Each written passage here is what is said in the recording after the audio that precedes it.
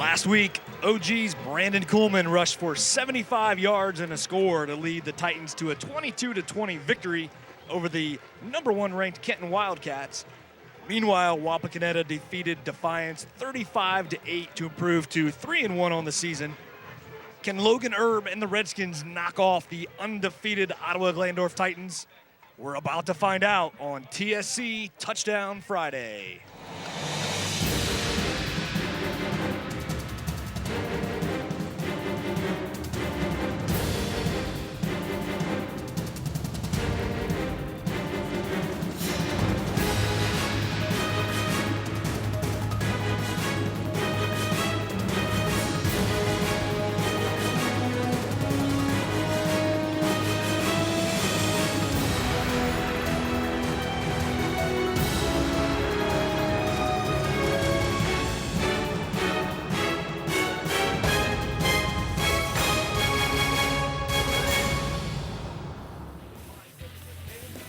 And thank you for tuning in to watch Game Face Ohio on TSC.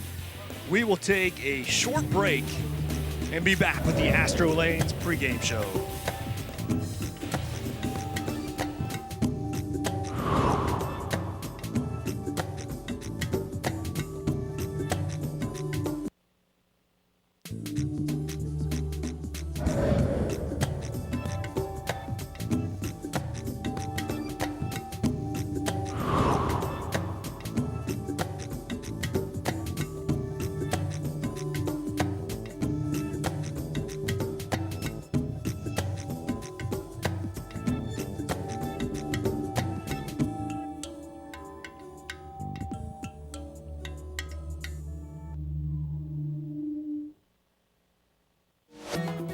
The Ohio High School Athletic Association is committed to developing well-rounded student athletes. To support our continued education, the OHSAA and its foundation award more than 50 scholarships annually, totaling over $50,000 to graduating student athletes. In addition, the OHSAA Foundation hosts leadership conferences around the state, where student athletes participate in sessions on group dynamics, role modeling, positive sporting conduct, and much more. So don't sit on the sideline. Get involved.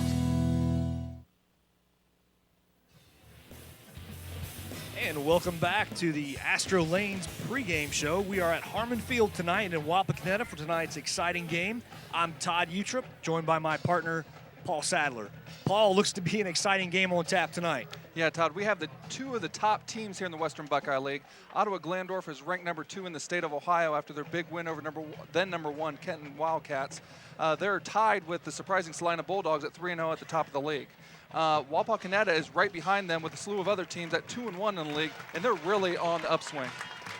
And speaking of being on the upswing, Ottawa Glandorf last week, huge win at home in Ottawa over, as I said, the then number 1 ranked Kenton Wildcats.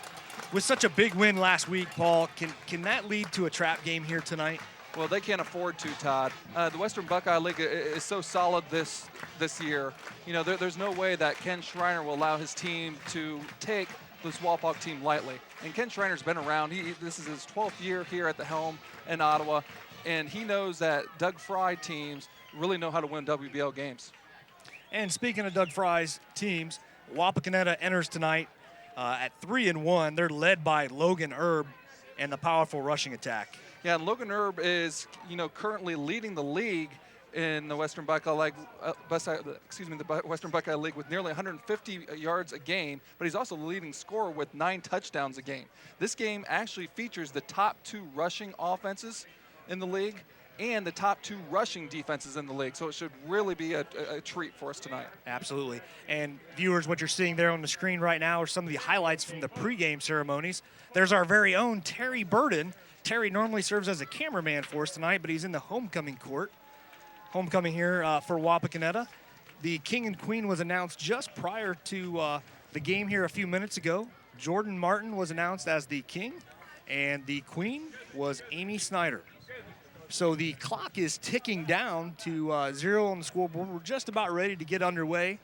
The Ottawa Glandorf Titans will be kicking off to the Redskins to get us underway. Kicking off for the Titans will be number 7, That's Josh Buckland.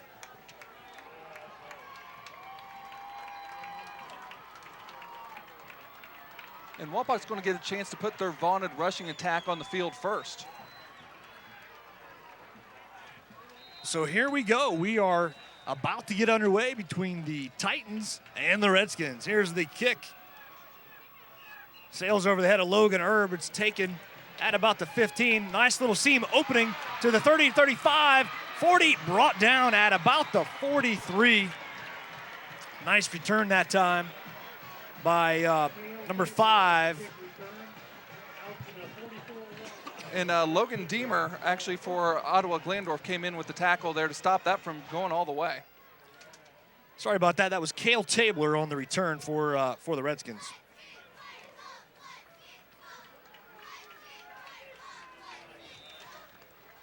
So here we go. Redskins with the ball. Kyle Gibson under center. Logan Erb and Connor Pickens in the backfield for Wapakoneta. It goes to Erb. He gets to the 50, and he's going to be met there. He's going to keep fighting. Gets to the 49, maybe the 48, depending on the spot. Logan Erb didn't let up at all on that play, Paul. No, and that's how you get to lead the league in rushing. You just keep turning them legs and get those extra yards. Moves the ball into Ottawa territory at the 48-yard line.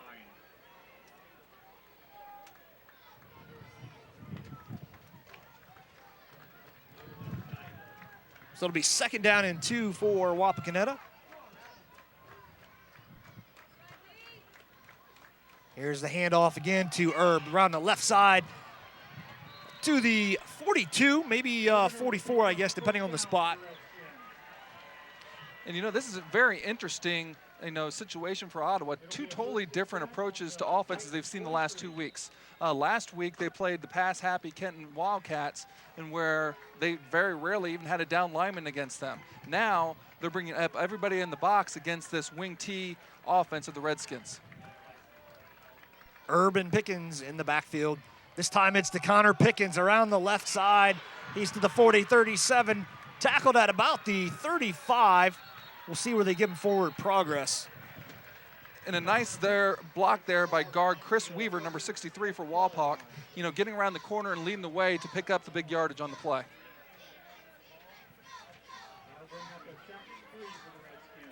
Second down and 3 now for Wapakoneta. They have a good drive going here right off the bat. Again, Erb and Pickens in the backfield. This time it's Logan Erb. He goes around the right side to about the 30-yard line. And that's a standard power play out of the wing T. The halfback leads up through, and that's Pickens leads up, and he has a crushing lead block on that play. It's very similar to an ISO play out of an I formation, but out of the wing T, the fullback gets a lot of those carries. So Doug Hurt brings in the play to Kyle Gibson. Wapak hustles up to the line.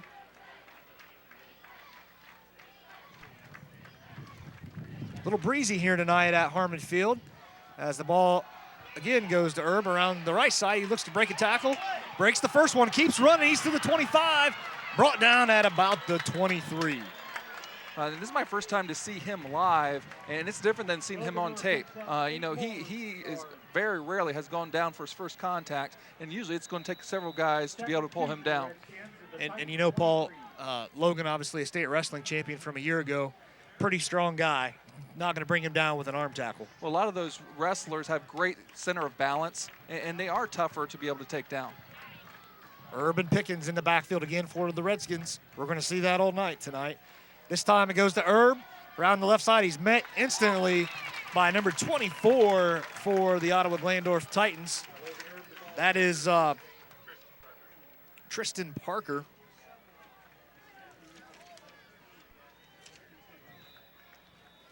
So 3rd down and 2 now for Wapakoneta.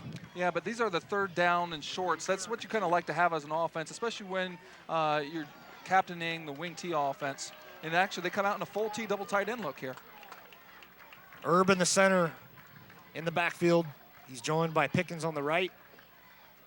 Looks like Stoll on his left. It goes to Erb. He's met in the backfield. He's not going to get anywhere. He's going to lose yards on the play.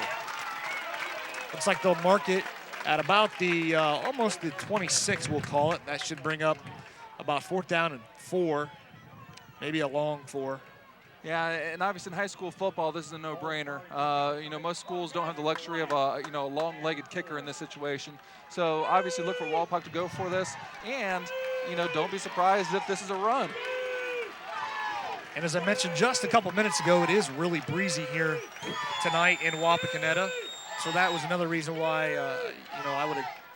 Obviously, it's a smart decision not to be doing. He's got a guy deep. It's going to be caught. Is it a touchdown? Wait for the signal. It is touchdown. Greg Stoll for the Wapakoneta Redskins. Well, sometimes it's a trend breaker. We were even talking about 4th and 4, and we thought that there was still going to be a run.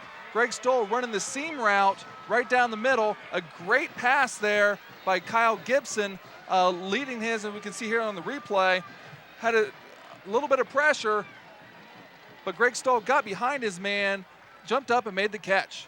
Here's the kick by Mickey Groothouse. It's up and through. 7-0 to score. Wapak on top. We'll take a short 30-second break and be back. 2 seconds to go in the first quarter. Redskins 7.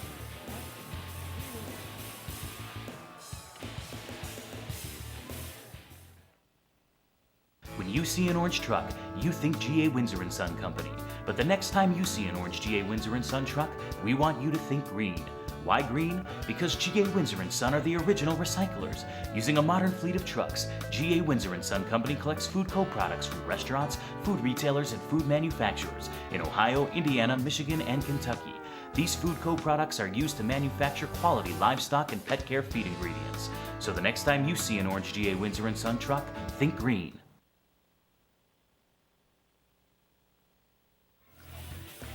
And the home Wapakoneta Redskins have jumped out on top, 7-0 over the state-ranked Ottawa Glandorf Titans on the touchdown pass to Greg Stoll.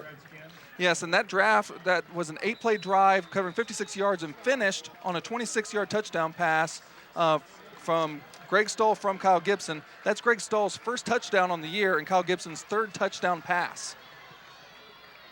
So Mickey Groothouse kicking off. Tristan Parker back in the middle for the OG Titans, and that ball is going to sail into the end zone over the top of Adam Hirschberger. So that'll be a touchback. The Titans will take over on the 20. Into the end zone. They'll come out to the 20-yard line where the Titans will start off with the ball. And obviously Ottawa is the leading defense in the league. They're only giving up just a few points a game. They're not used to a team taking it down there that first possession like that. 8.3 exactly points per game is what they give up.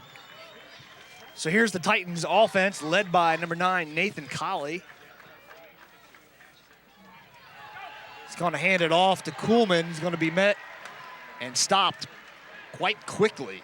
Looks like just short of the 20, so a real small loss, maybe about a half a yard on the play. And we're going to talk about Logan Erb quite a bit. However, Brandon Kuhlman is actually 3rd in the league in rushing. 11 just inside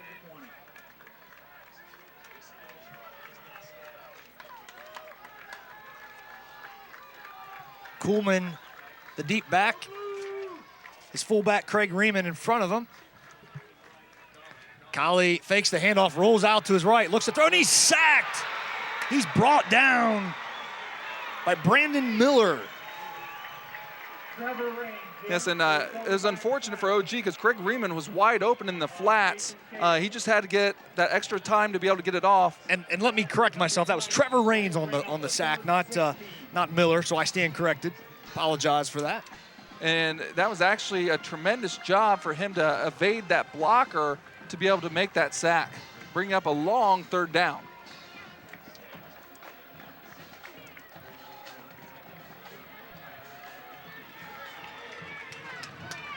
So 3rd and 16. Colley takes off with the run. He's met at the 22, keeps going to the 25. That'll make it 4th and a short 5.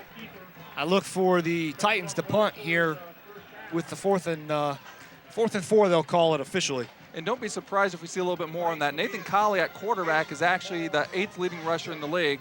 And Ottawa Glandorf, for as much as we talk about the Redskins' rushing attack, the Titans are the team that actually leads the league in rushing. Johnny Crawford, Greg Stoll back to receive. Nathan Colley also serves as the punter for the Titans, so he's back for the punt. Greg Stoll is back. Looks like Crawford is back there with him. They're about at the 35. Crawford will pick it up at the 40. He takes off running, breaks one tackle, and can't get away from the following tackles. He's brought down at the 40, pretty much for a no gain on the return. Nice swarming job on special teams there by the Titans to hem in, so make sure that we didn't get the big return. So the Redskins take over with the score 7-0 here in the first quarter. 5:48 left here in the first quarter. And going back to their first drive that finished with that touchdown pass, Paul, we had the Redskins last week, and when we talked with Coach Fry before the game, he talked about how he was going to air it out a little bit last week. He felt like Kyle Gibson was maturing as a quarterback, even though he's a young. Here's a run to the left side with Herb, and he stopped for no gain. He felt like Kyle Gibson was definitely maturing, and he wanted to give him some opportunities to air it out, and they did last week. They threw it quite a bit, surprisingly. You know, obviously we've talked quite a bit already about how much they rush, but he wasn't afraid to air it out last week, and here we go right away tonight on a 4th down play. Launches one for a 26-yard strike. Well, I talked to Coach Fry beforehand, and he kind of echoed the exact same thing. You know, for a sophomore in the WBL at quarterback is not an easy position, but he's really starting to mature into the role. He actually is completing a high percentage of his passes. He's 17 for 26 coming into the game, and here he gets a chance to pass again. And that pass is complete to about the 46-yard line. Johnny Crawford with the reception. Nice little hitch route. You know, obviously, Number 23. Again, if you're trying to build the confidence of a young quarterback, that's a nice high percentage pass to be able to get off. So that'll bring up a 3rd and 3 situation for the Redskins. Gibson gets the play call, gets it to his teammates, and here we go. We've got Logan Erb and Connor Pickens in the backfield again. Greg Stoll is to the near side. Crawford to the far side. Here's going to be another pass. It's going to be incomplete.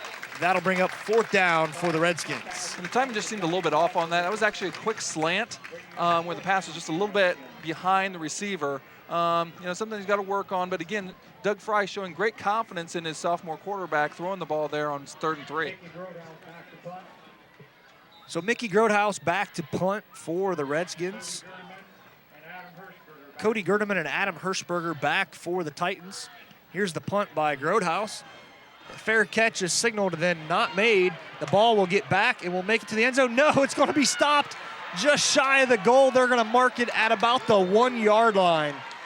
Amazing punt that time by Mickey Grodehouse. Wow, and that was a tough mistake. You really should have caught that ball in the air. Even if it's going to be a fair catch and you don't get any return yards at all, you know, that's about the worst case scenario. It kind of gave almost a Hall of Fame type, you know, bounce there for right.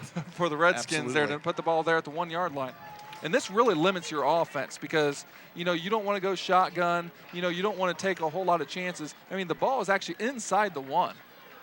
I think, Paul, what the high winds here tonight, I think may have played a factor in that, where it was slightly misjudged. He realized it was over his head, and he obviously decided he didn't want to take a chance to muff it and let it go. So here's the run up the middle by Colley right off the snap. He's going to get it out to, I believe, about the 4, depending on the spot.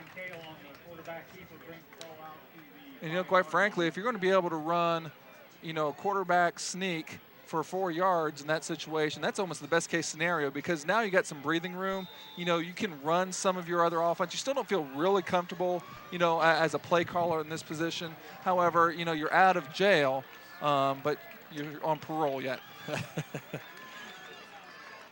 Colley under center, Kuhlman in the backfield behind his fullback. Here's the pass. It's going to be to our near side. Catch is going to be made at about the 10. That's Adam Hirschberger on the catch. Yeah, just another little hitch route. You know, again, kind of a safer type play. As long as the receiver stays between the defender and the ball, you know, usually it's going to be either a catch or an incomplete pass. Hard to pick off that pass. So it'll bring up 3rd and 1 for the Titans. Do you do a quarterback sneak? You know, I think you can go ahead and give the ball to the leading, 3rd leading rusher in the league right here. So here's Colley under center. He will fake the handoff and take it himself, and he gets the 1st down. He gets to the 15-yard line First down, Ottawa Glandorf. Now, it looks like they were running a version of the triple option right there, where they're going to put the ball in the gut of the fullback and read to see if anyone is going to be able to take that, make the tackle. If they do, you pull it out and the quarterback runs it. So 1st and 10 for the Titans. We are under 3 minutes to go here in the first quarter.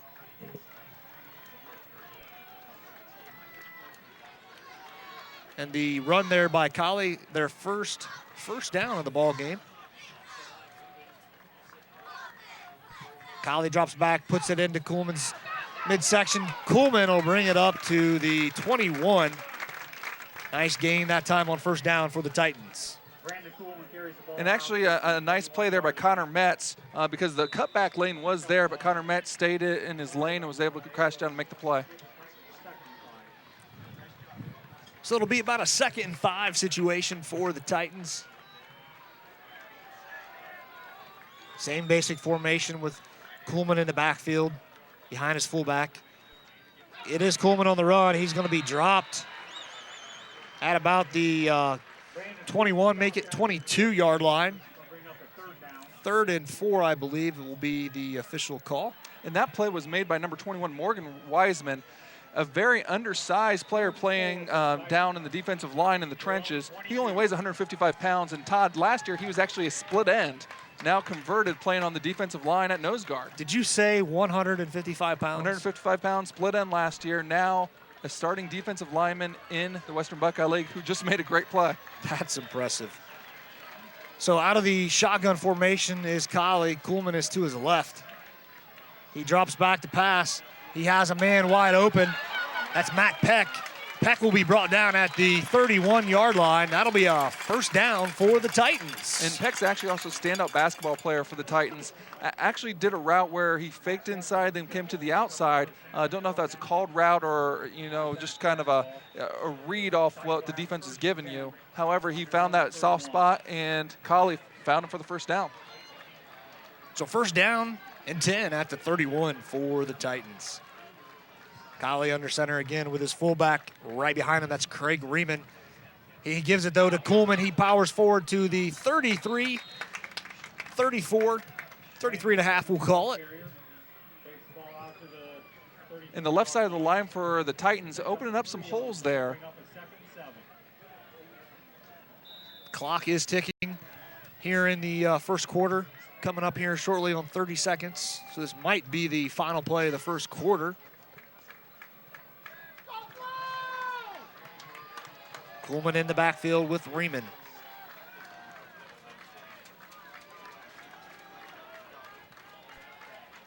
Colley drops back to pass. Doesn't have anybody. He scrambles. Then he finds his man at the 41. That is going to be a catch. Nice catch that time by Jacob Leopold. And Colley actually feeling some pressure coming from the left-hand side. The tailback for Ottawa, Brandon Kuhlman, actually didn't do a very good job on protecting inside out. And Wapak was able to kind of cut inside and force him out to the right. So it's close to a first down, so we'll have an official measurement to see if it'll be first down or not.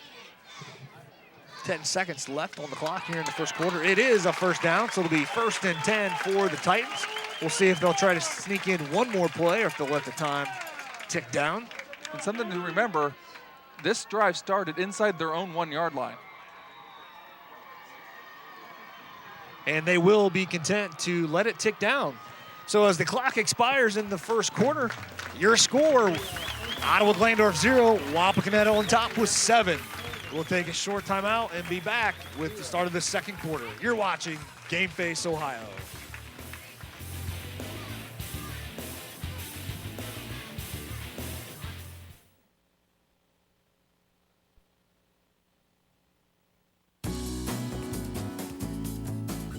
The OHSAA provides excess catastrophic accident insurance for student athletes participating in all 24 OHSAA sports, as well as student managers, trainers, and cheerleaders.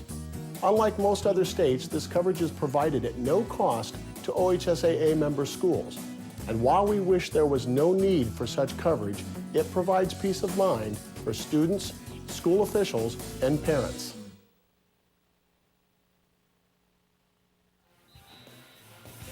And welcome back to Harmon Field, where Wapak scored on their first drive to take a 7-0 lead. It still stands as 7-0. However, the Ottawa Glandorf Titans are marching down the field on a drive that started inside the 1. Yeah, and they've been doing it with a mix of run and pass. You know, Ottawa really keeping the Redskins guessing on what's coming next.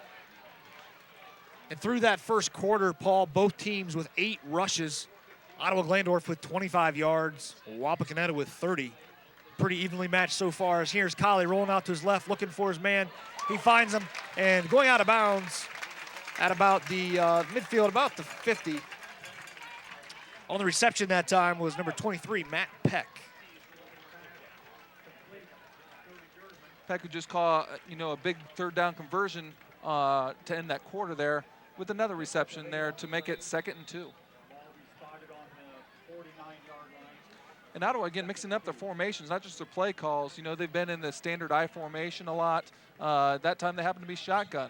You know, it makes it really tough as a defensive coordinator. You prepare for a lot of different things, but when they mix it up like this, it's hard to get yourself into a flow defensively. Coleman and Riemann behind the quarterback, Colley. He looks to throw, and now he's going to be pursued by Raines again. Now he throws. It's going to be intercepted by Cale Tabler at the 46-yard line. Cale Tabler jumping in front of the ill-advised throw by Colley. The Redskins take over at the 46. And here's a look at it right here on the replay. And really what caused that was he was looking on the other side of the field for Cody Gerdeman, who was on a double move. So it took a little bit of time for that route to develop. But Wapak didn't go for it. It wasn't there, so he panicked, rolled to the right a little bit, and a very opportunistic play there by the Redskins. Cale Tabler having a fantastic season for the Redskins. A few weeks ago, he had the long kickoff return. Here he comes up with a clutch interception to stop the Ottawa Glandorf drive. And here he is with a handoff to the left side. He's to the 40. Tackled at about the 38-yard line. Nice run that time by Tabler. And why not give it to the hot guy? Wapak showing a different look here out of a shotgun with a little inside handoff, pulling the backside guard and going for a big play. You know, looking to capitalize on this early turnover, which, by the way, Wapak actually leads the WBL in turnover differential. Now they're +5. Cale Tabler was 17 yards on the play. Makes it 1st and 10 at the 37. Going shotgun again.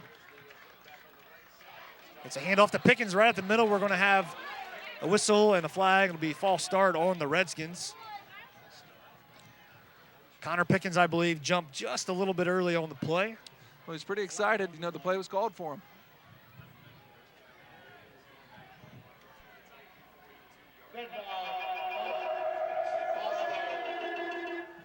A little feedback here with the home public address system, but with the official there, if you heard that. So 1st down and 15 at the 42 for the Redskins.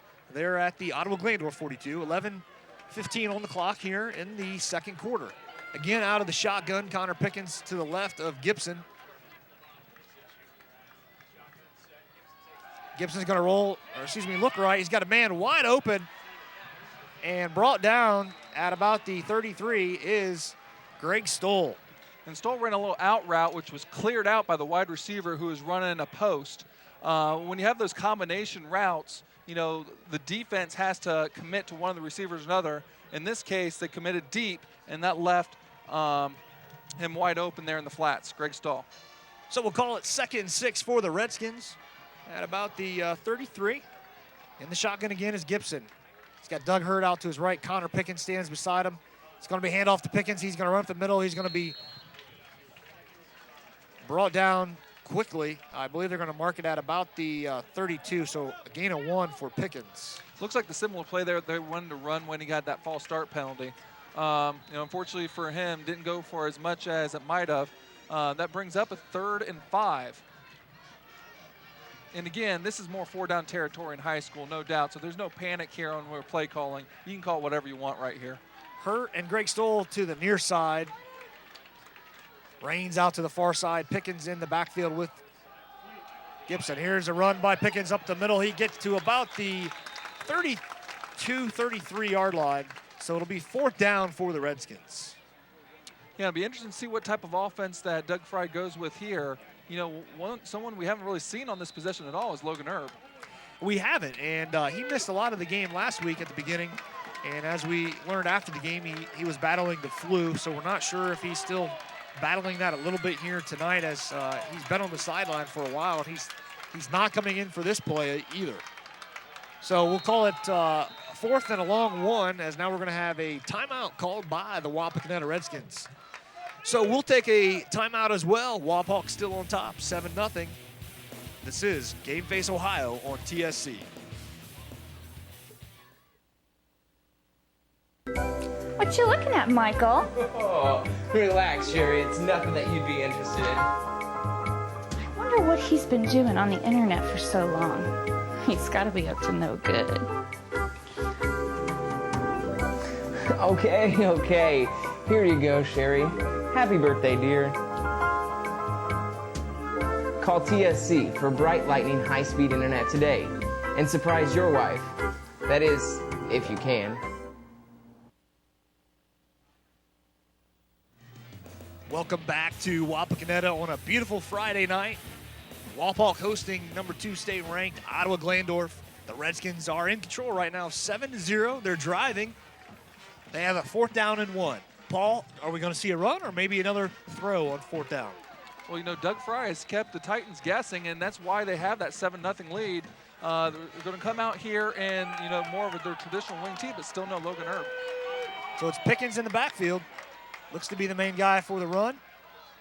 Gibson under center. He hands it off to Pickens. He gets around the right side. He's got a 1st down for the Redskins. He's going to be tackled at about the 22-23.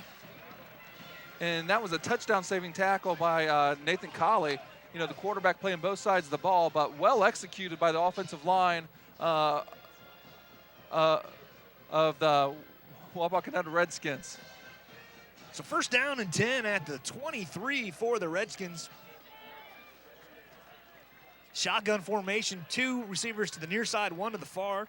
That's Doug Hurt. Connor Pickens back beside Kyle Gibson. There's going to be a pass to the end zone to Cale Tabler. He moves inside, goes up for the catch off the hands of Tabler. And we saw Ottawa try to run some sort of double move route. This time it was Wapakoneta's turn to try to double move, a little out and up. The Titans did not fall for it. Here we see on the replay, see a little pump fake on the out route. Then he turns upfield going to the end zone, but nice defense right there by, I believe, Cody Gerdeman. So it'll be 2nd down and 10 now for the Redskins.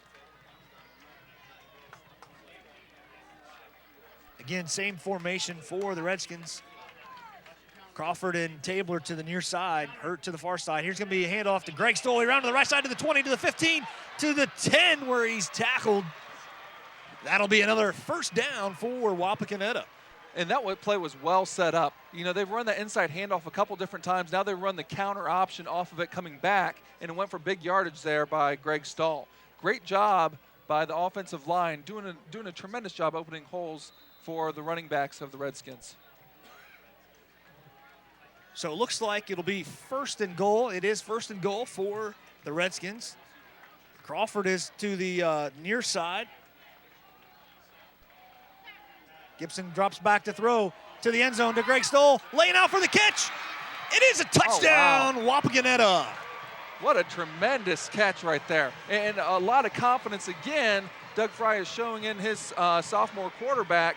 But honestly, that was just a tremendous reception. Running out of the wing T offense set that time, throwing the ball into the end zone, a diving reception.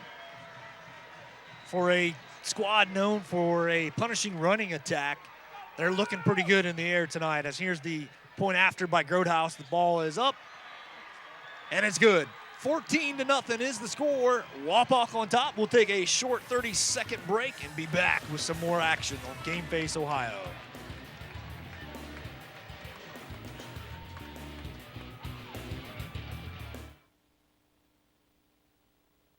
The The Ohio High School Athletic Association is a voluntary, nonprofit association of more than 830 public and private high schools and approximately 850 7th and 8th grade schools. Member schools vote on rules and regulations pertaining to eligibility, scholarship, and many other issues. Sometimes we have to make tough decisions to enforce the rules, but that's just part of all the things the OHSAA does to make sure Ohio school sports are fair, safe, and fun for everyone.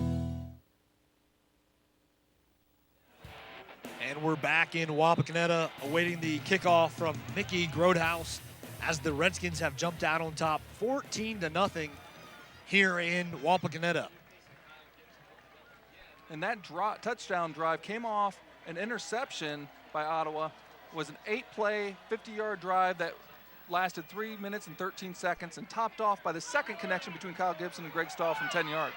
Adam Hirschberger takes it at the 6, brings it up to the 25, to the 27, where he's tackled by Trevor Raines on the play. Nice job with that time by Raines on the tackle. And at this time, you're down 14, but you played in some big games already. You went to the state semifinals last year. You played the #1 team in the state last week, and you beat them. You're the #2 team in the state. You know, this Titan team is not going to panic. They're going to kind of regroup. It's down 2 touchdowns. There's still a lot of ball game to be played. So 1st and 10 for the Titans. The ball spotted at the 23.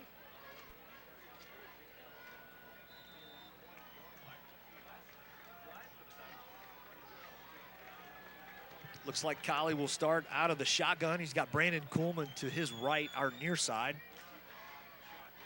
Testing. Here's the handoff to Kuhlman. He's got a blocker out in front. He's around the 25, 30, 35, 40. He's got a blocker. He's to the 50. He's going to go to the 44-yard line. Nice run that time by Brandon Kuhlman. Yeah, and some downfield blocking to open that up, as well as, you know, the polling lineman, number 55, Derek Reithman, who's actually a 6'4", 258 sophomore, leading the way here, as you can see on the replay. And Reithman, actually, we should mention, you know, already getting some big-time looks at the college level, even as a sophomore. 33-yard gain on the play, makes it 1st and 10 at the 44. Collie back in the shotgun this time. He keeps it himself, goes around the left side. He's met, but then he gets away to the 40, 35, 30. He's not going to be stopped unless he stops himself, and he's going to slow up and be brought down at the 14-yard line. It looked like he had it there, Paul, and he lost his balance a little bit. Yeah, allowed the defender to come back up on top. Sometimes you can't take everything for granted. There is a flag down. They ran a quarterback counter tray right there, pulling both guards and tackles, but just a tremendous individual effort to make the big play, but there is a flag on the play. I did not see the preliminary signal, however. It'll be a block in the back. I believe that's an illegal block in the back against the Titans. Well, unfortunately for the Titans, you know, that brings back just an absolute big play. And, you know, this is going to cost them a lot of yards in field position. You know, went from being, you know, in the red zone inside the 15-yard line to back towards midfield. The ball will be spotted at the Wapakoneta 48, where it'll be 1st and 14, I believe, for the Titans. Yeah, and for those of you who don't know, that is blocked in the back is a spot foul, so it took place downfield. That's why it's not 1st and 20. So Collie back in the shotgun again with Kuhlman. We'll see what happens on this play. He's going to pass. He looks to his right side, making the play at the 33-yard line is number 22 for the Titans. That's Cody Gerdeman. Yeah, and he had Cale Tabler on him, and it was actually a tremendous timing route. It looked like he was going to go deep, and you can see right there, you know, the ball was in the air before he even turned around. You know, great connection there between, you know, quarterback and receiver. You can tell they've spent a lot of time practicing with each other to get that timing down. So trips to the top. Collie in the shotgun with Kuhlman. He will keep it himself to the right side this time. He's got Riemann out there. He's got the end zone. 15-10, touchdown, the Ottawa Glandorf Titans. And that's actually the exact same play that they ran just before, where they went for the long play, but it got called back on the flag. Just run to the other direction. A quarterback counter where they pulled both the left guard and tackle, going back the other way, coming off counter action. As you can see, big 55 and 71. Reithman and Carl leading the way there for the touchdown, and Collie taking it to the house. So out now for the extra point for the Ottawa Glandorf Titans is Josh Buckland. Nathan Colley will be the holder. So Colley doing it all, doing the running, doing the throwing, doing the punting, and the holding. And it's blocked. Blocked by number 27 for Wapakoneta, Josh Windle, with a nice block. And, sometimes those come back to haunt you. Jason Fisher was 12 for 14 on PATs before that. Actually, I believe it was not Windle. I believe that was Logan Erb that came right up the gut that time to make the block. It looked initially that Windle came around the top side and dove out for the block, but I'm quite certain after seeing the replay that was Logan Erb. Yeah, I believe you're right there, Todd. And it just kind of goes to show in high school football, you cannot take extra points for granted. I actually went to the St. Mary Salina game last week, went into overtime, and there was a total of 4 missed extra points in that game between the two teams. You can't take those points for granted. So the score is now 14-6 in favor of Wapakoneta. Buckland will be kicking off. Several guys back deep for Wapak. That'll be Trevor Raines on our near side, Cale Tabler in the middle, and Johnny Crawford on the far side at the 11. Well, momentum is a funny thing, and right now the Titans seem to have regained a little bit of it, but they still trail by 8. Taken by Crawford at the 10. Gets to the right side of the 25. Knocked down at the 26. Nice coverage that time on the kickoff by the Titans. Be interesting to see how, the Redskins respond, to the first really bad thing that's happened to them in this game. They've been kind of, in great shape, things going their way, getting turnovers, scoring touchdowns off passes. We'll see how they respond here with this possession. So Logan Erb back in the ball game now for the Redskins. He's back there with Connor Pickens. And it's going to be a run by Pickens to the near side. He's to the 35, to the 36, we'll call it. Nice gain there on first down. Gain of 9, setting up the second and short. Pickens doing a really good job. Coach Fry made a point to talk about, how Logan Erb gets a ton of press, and deservedly so. But Pickens does a great job, carrying the ball himself. But ultimately, he does a great job blocking. He said, Coach Fry said he had 5 pancake blocks coming out of the running back position last week. So 2nd and 1 for the Redskins. Gibson under center. This time it's going to be right up the middle again. And that'll be another first down for the Redskins at the 39. Logan Erb on the carry.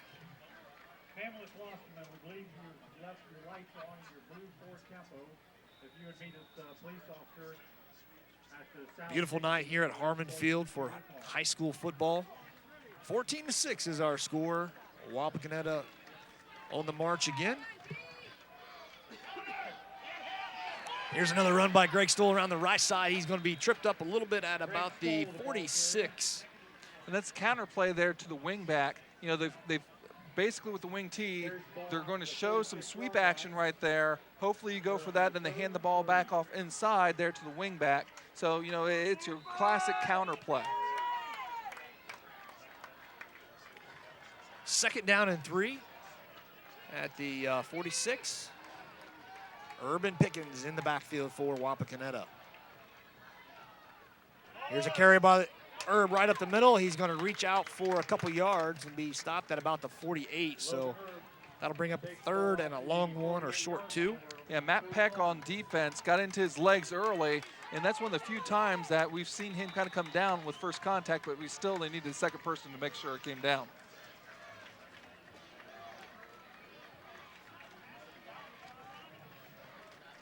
Nice crowd on hand tonight for this big contest. Not a lot of empty seats. No, interestingly enough, 3rd and 1, Erb goes out on this play. Tabler and Pickens are in the backfield. Greg Stoll's off to the left. It's going to be a run by Pickens. He gets it to the 45 of Ottawa Glandorf for another first down, Wapakoneta. Truly in wing T fashion, Coach Fry is really kind of showing sometimes it doesn't matter who is running the ball. It's a matter of the team executing the play. So 8 first downs in the ball game now for the Redskins, as it's now 1st and 10 at the 45. Coming up on 4.5 left here in the second quarter. Johnny Crawford Out wide to our near side. Here's a run to the left by Pickens. He's met in the backfield, gets away from the first guy, and he's going to be gang tackled. We'll see where they mark his forward progress. I believe they're going to mark him at the 48. And the one 49, check that. And the one thing that can stop and really disrupt any offensive play is penetration. And basically what ended up happening there was Ottawa was able to get some penetration and really string that play out, and it really got nowhere. So it'll be a loss of 5 on the play. 2nd and 15 for the Redskins. Hurt is off to the left side. Pickens is in the backfield. Gibson out of the shotgun, looks to his right. He's going to be intercepted. Intercepted by the Titans. And return for a touchdown. That's Adam Hirschberger on the play. Yeah, and the senior Adam Hirschberger saw that play coming for a long time. He was able to jump on that pass into the flats, took it to the house. Now we're going to see if Coach Schreiner wants to go for 2 to tie it up. And it looks like he is signaling for 2, if that's what those hand signals mean. So we'll see what happens. Score 14-12 as you see the return there by Hirschberger. And you know, I was talking before how hitch passes are pretty safe. Well, out passes are dangerous because there's no way to keep the receiver's body between him and the defender. That's why the timing on out routes has to be very precise. Looks like the Titans are going to go for a 2-point conversion. 14-12 score. Ottawa Glandorf lines up to go for 2. Colley is in the shotgun. He's got Coleman just to his right and a step behind him. He's going to throw. He looks to his right side. He's got a man. It's caught for 2. Matt Peck. Matt Peck ties it up, 14-14. A whole new ball game here with 3:33 left, Todd, and both teams capitalizing off turnovers. We expected a great ball game despite Wapak jumping out by a 2-touchdown lead.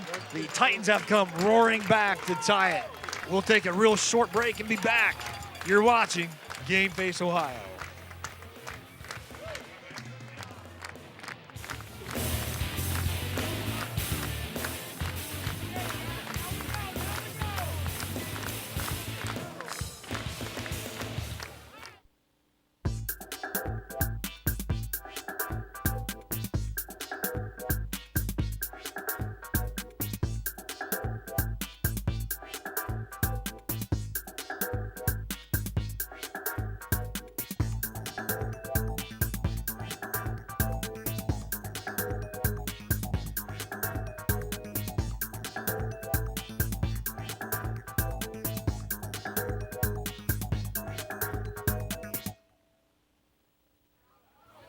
Welcome back to Harmon Field, where we are all squared up 14-14 with 3:33 left here in the second quarter. It'll be Buckland kicking off to the Redskins.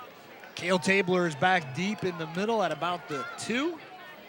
He's joined by Raines and Crawford. Those guys are at about the 7 or 8 yard lines.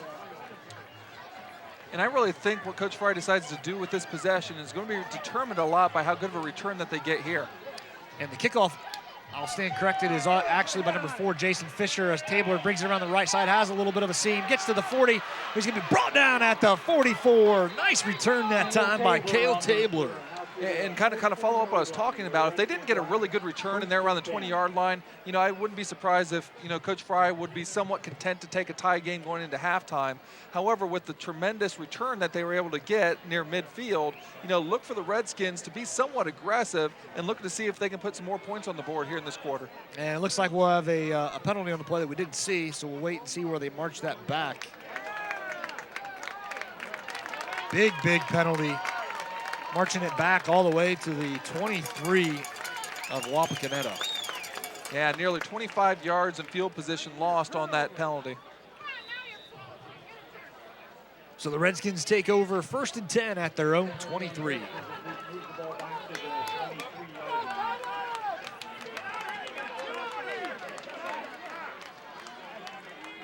Kyle Gibson back in the shotgun, gives it to Greg Stoll around the right side. He's got an opening. He gets to the 31-yard line before he's brought down. And we've seen that play before ran on the second touchdown drive by the Redskins. You know, the little counter inside, you know, trying to see if you can pop something big. You know, 8-yard gain is obviously very nice still in this situation. You have 2 of your timeouts, 3 minutes to go. Still plenty of time to see if you can move the ball here and to score. Crawford, the sole receiver out wide to the left, our near side. Here's a run by Herb up the middle. He's going to get to the 38-yard line. So that'll be another first down for Wapakoneta. And do not think that just because you're a wing T and primarily a running team, you know, that you can't take the ball down in under 3 minutes for most of the field. You know, we've seen it over the years with the St. Mary's teams running the wing T, and now Wapak running this as well. Although, again, they will also throw the shotgun situations in as well. So Hurt and Greg Stoll off to the near side. Connor Pickens in the backfield. It is a run to Pickens to the left side. He's got a little bit of a gap. He's got 50, 45, taken down at the 44-yard line. But they'll spot it. Sorry about that. There's a flag on the play, and looks like this is coming back. And we'll wait for the official call. As we take a look at the replay, we'll see if we can catch the penalty in the play. I believe they're calling a chop block. Unlike college and NFL, you are not permitted anywhere outside the initial blocking area of the line of scrimmage to go at anyone's lower body. It is very much a safety precaution and actually a pretty good rule. You know, for the Redskins, unfortunately for them, you know, this puts a little damper on their drive. So with the spot foul, looks like it'll be about 1st and 14 at the 35, just inside the 35, 34 and a half to be specific. Clock ticking down, coming up on 2 minutes to go here in the second quarter.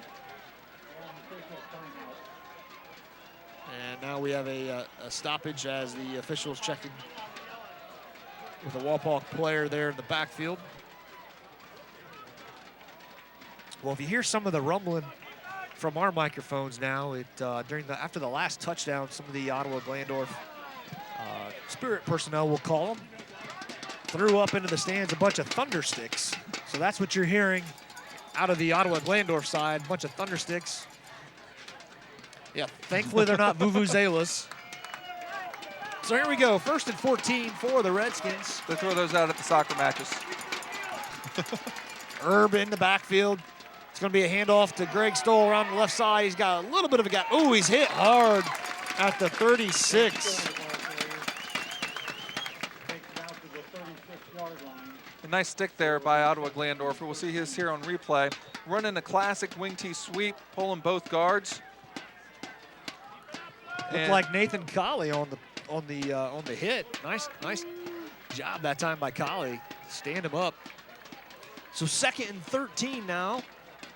Gibson working out of the shotgun with Connor Pickens back beside him. It's going to be a run to Pickens right up the middle. He gets to the 40 and he's met there, and he's going to be dropped at the 42. So that'll leave it to be a 3rd and long. And Ken Schreiner calling one of his 3 timeouts with 1:16 left, looking to get another stop and get the ball back for another chance for the Titans to score. 1:14 on the clock here at Harmon Field. Wapakoneta and Ottawa Glandorf are all tied up, 14 apiece. So it'll be about a 3rd down and 7. Obviously, the classic conundrum for Coach Fry: do you go with a run? If you don't get the first down, you make Ottawa Glandorf burn a timeout, or do you take the chance and risk an incompletion to stop the clock for Ottawa Glandorf?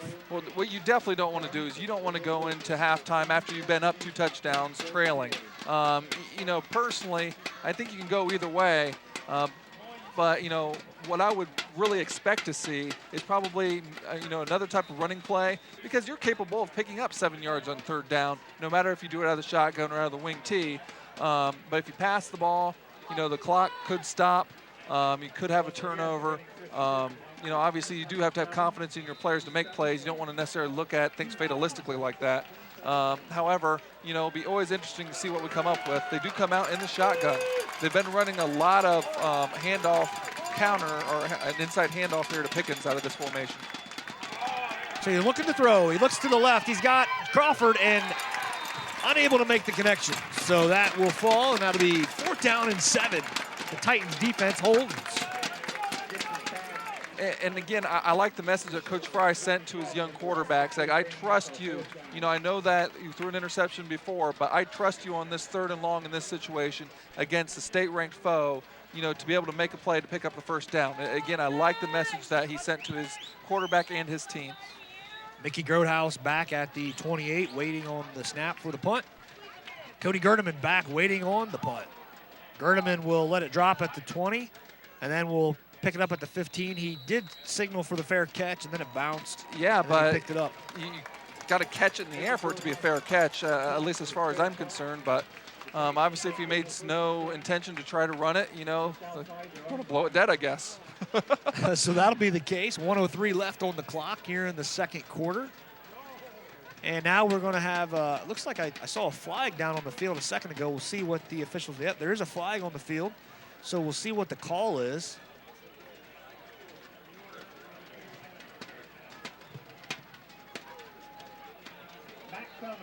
And they're going to wave off the flag.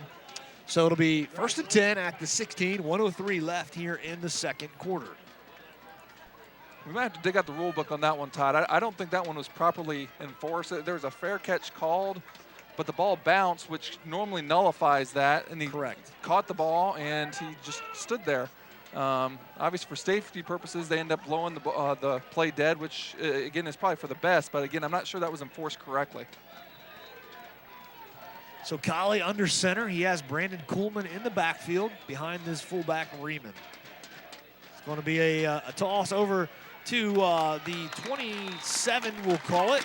Making the catch is Adam Hirschberger. So this will be a long drive, but it looks like Coach Schreiner is not content just to run the clock out here at halftime. They're going to try to run the 2-minute drill to see if they can move the ball down the field here. So 1st and 10 for the Titans.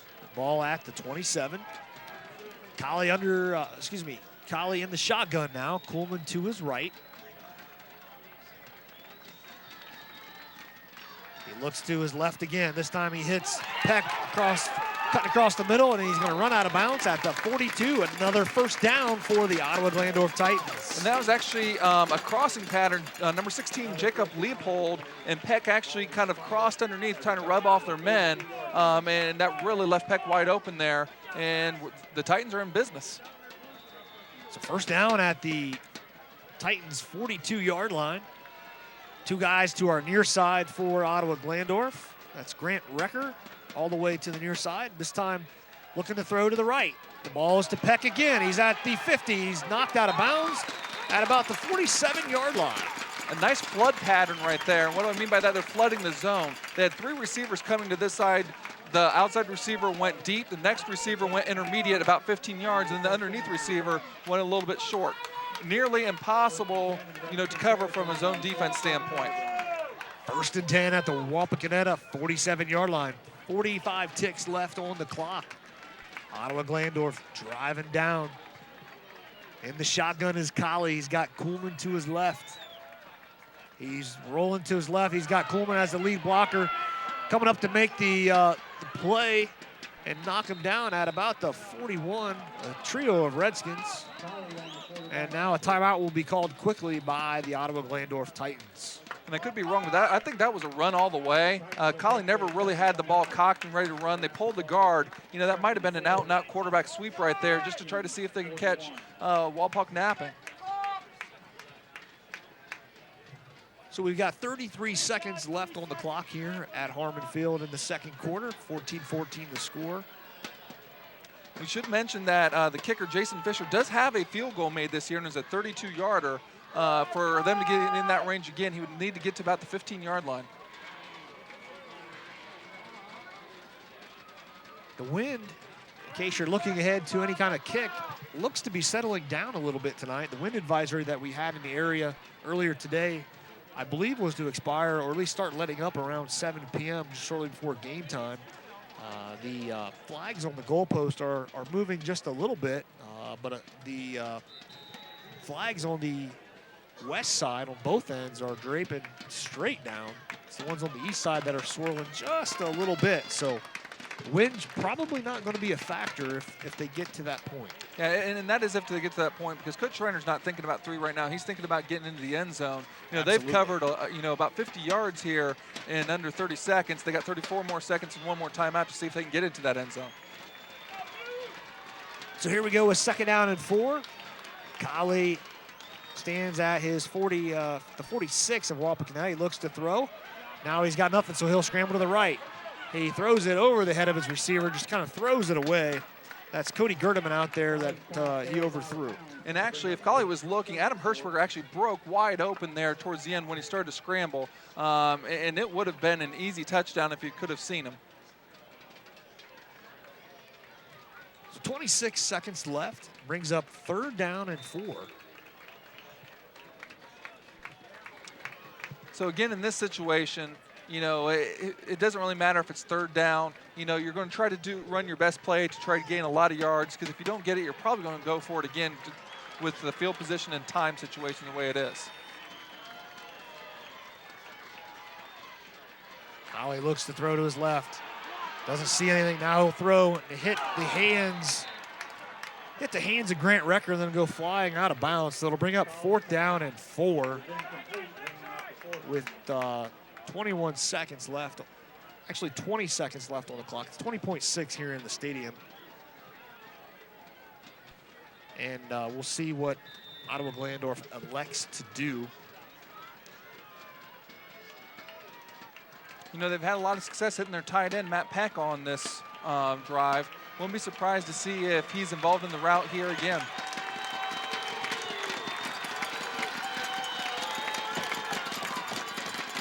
Kali back at the 46, takes the snap, looks to his left, and he's going to be drilled. But before he does so, he gets the pass out to Adam Hirschberger for the 1st down and out of bounds.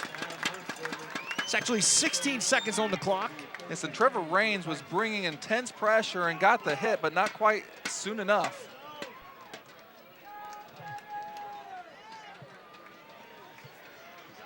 In case you're wondering, the official clock, obviously, for the game on the scoreboard here at Harmon Field. 16 seconds even on the clock. Ottawa Glandorf threatening. Kali in the shotgun, standing at the 35. He looks to throw. He rolls a little bit to his left, launches it in the end zone, and it's going to be intercepted, I believe, but there's a flag down at the 3. We'll see what the call is. They call it an interception and a touchback. We'll see what the penalty is at the 3. And Greg Stoll is the one that came up with the play. Again, we'll have to see what the flag is. Looked like he had tremendous coverage and position, and we'll see what the officials decide. The Redskins seem to be celebrating and trotting off the field as if they know what the call is, but we'll wait and see. We can see the replay there. Kind of looked like 2 guys to me going after the ball. Adam Hirschberger jumping up. So it'll be pass interference on the Titans. The Redskins will take over with 9 seconds left on the clock here in the 2nd quarter. And we didn't really have a look. There's a chance before the ball got there. He might have had some hands in the back there. At least when the ball arrived, it looked like 2 guys kind of going after the after the football, excuse me. Greg Stahl made a tremendous play, and he has made many tremendous plays here so far tonight. 2 touchdowns and an interception. So Kyle Gibson will step up under center. Greg Stoll back at the goal line, so obviously Wapak's going to just take a knee here. And there is the kneel down by Gibson. The clock will tick down. We expected a great ball game tonight. After 2 quarters of play, we're all tied up, 14-14. Stick around, we'll be right back with the Game Face Ohio halftime show.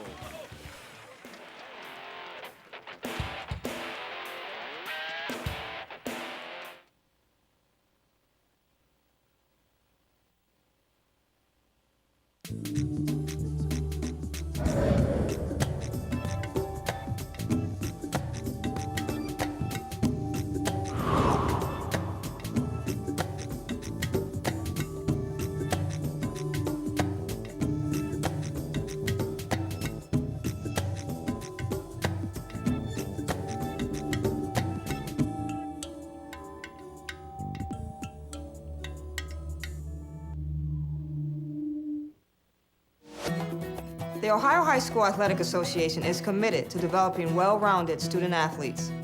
To support our continued education, the OHSAA and its foundation award more than 50 scholarships annually, totaling over $50,000 to graduating student athletes. In addition, the OHSAA Foundation hosts leadership conferences around the state where student athletes participate in sessions on group dynamics, role modeling, positive sporting conduct, and much more.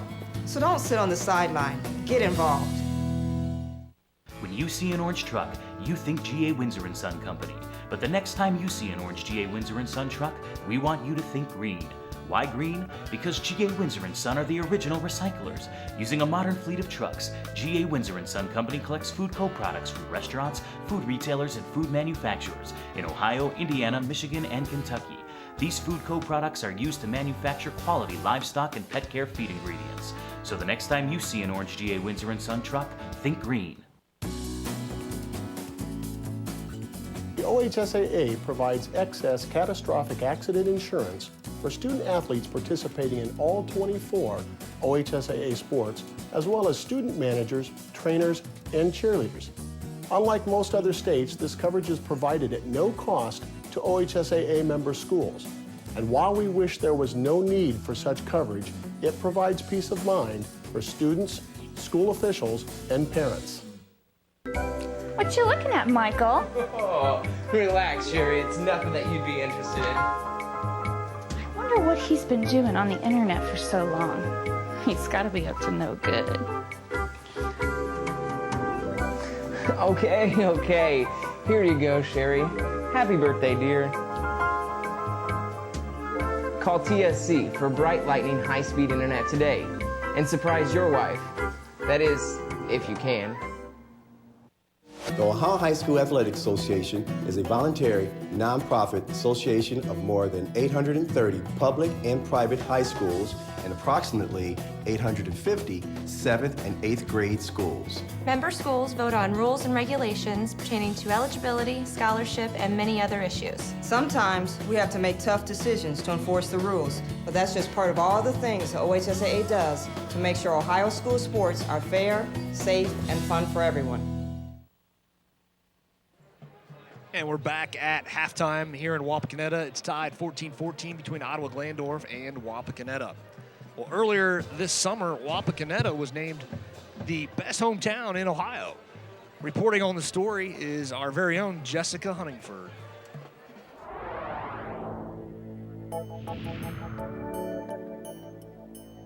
Welcome to Wapakoneta, a City Ohio magazine recently named Northwest Ohio's best hometown. Community leaders in Wapakoneta gave Game Face Ohio their reasons why Wapakoneta is such a great place to live and work.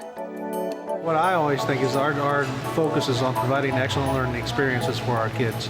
And those experiences could come in the form of our athletic programs, those experiences could come in the form of our artistic programs, or in our elementary programs where they've raised thousands of dollars for charity. If you look at our water park, if you look at our field turf, if you look at the new buildings we have for our school system, and all of those things come together to form just a really strong community.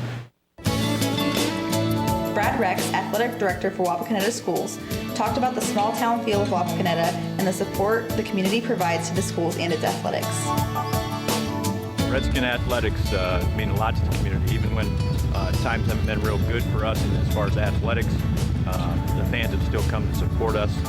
It's something to do on Friday and Saturday night, and you know, people in this town, they really support the athletics, and the kids love that.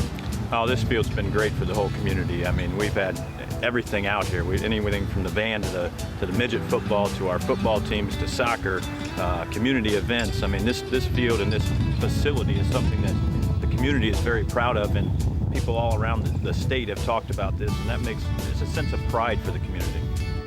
Becky Jordan with the Wapak Theater said the hometown feel of Wapakoneta is present in structures such as the local cinema. The Wapak Theater, it's actually called the Brown Building, the Brown Theater, and it was built in 1904, and it actually became a theater in 1905. It's always been a theater, whether it's been live theater or we've had movies here. The great thing about coming to the Wapak Theater is all seats are $3. You can come in here, you can get a bucket of popcorn and 2 drinks for $6, we're here for the family, and that's what we are about, and that's what Wapak is about. One of the biggest tourist draws to Wapakoneta is the Armstrong Air and Space Museum. The museum features the F-5D Skylancer, the Gemini 8 spacecraft, and a moon rock.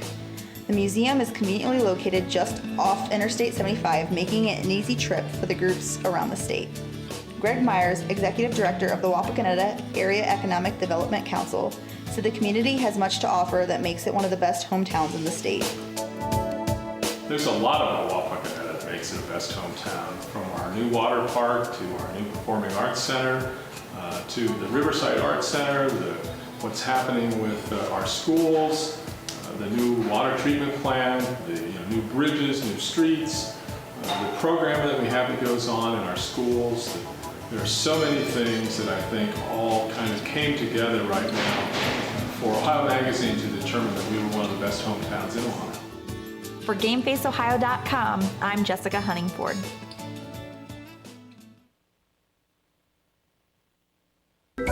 What you looking at, Michael? Oh, relax, Sherry. It's nothing that you'd be interested in. I wonder what he's been doing on the internet for so long. He's got to be up to no good. Okay. Here you go, Sherry. Happy birthday, dear. Call TSC for bright lightning high-speed internet today and surprise your wife. That is, if you can.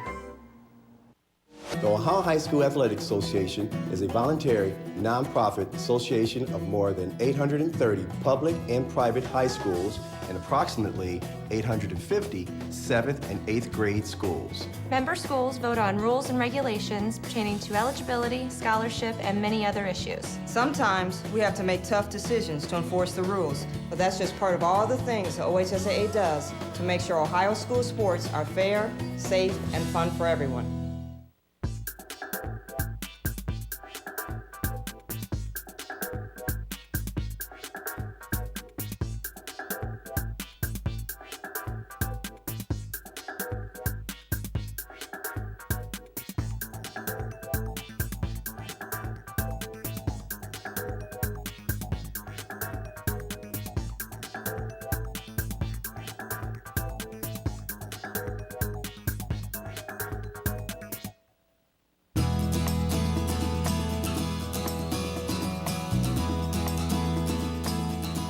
Nearly 350,000 students in grades 7 through 12 across Ohio participate in 24 OHSAA sports. The association sponsors high school state championships in 12 boys sports and 12 girls sports. In all sports except football, every school has the opportunity to participate in the state tournament. Competing schools at regional and state tournaments are reimbursed for some tournament expenses. And unlike many other states, Ohio schools do not pay a membership fee to belong to the association and do not pay tournament entry fees.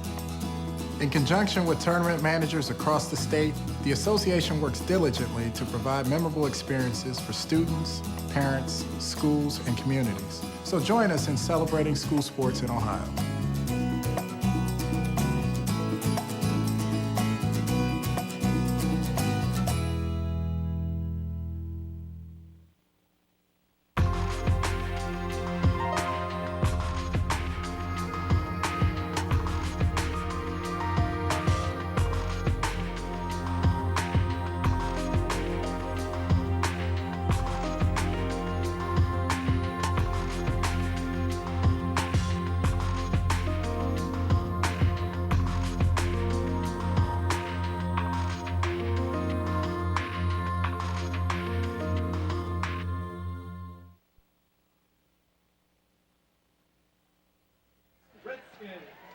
And welcome back to Harmon Field as the Wapakoneta Marching Band gets set to perform their halftime show tonight.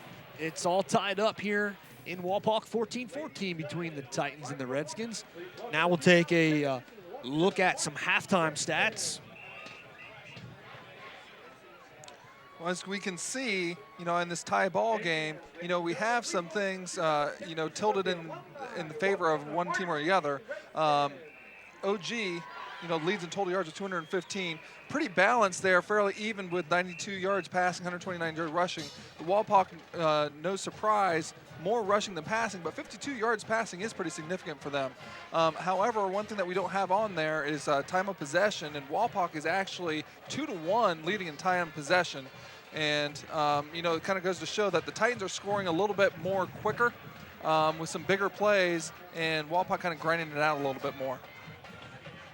So as we can expect with a tie score at halftime, the stats match up pretty evenly. Paul, are there any individual stats that jump out at you here at halftime? Sure. First on OG's side, Nathan Colley, is 9 for 13 passing for 92 yards, but 4 of those incompletions, out of the 4 of those incompletions, 2 of them have been interceptions and have turned into points for Wapak. Matt Peck leads the receiving parade with 5 catches for 57 yards and a long of 15. Brandon Kuhlman rushing also has 43 yards rushing, actually 42 yards rushing, and Colley has 81 yards rushing, including a 34-yard touchdown run. For the Wapak Redskins, they're led by Connor Pickens, actually, who has 36 total yards, and the leading runner in the Western Buckeye League, Logan Erb, only has 10 carries for 35 yards. So he's averaging nearly 150 yards a game, and he only has 35 yards here through the first half. Kyle Gibson, the sophomore quarterback, is 4 for 8 with 1 interception and 2 touchdowns for a total of 52 yards. And Greg Stahl is the leading receiver with 3 receptions, 45 yards, and 2 of those for touchdowns. So we will take another short break. We'll be back with some more of the Game Face halftime show here from Harmon Field. Stick around, everybody.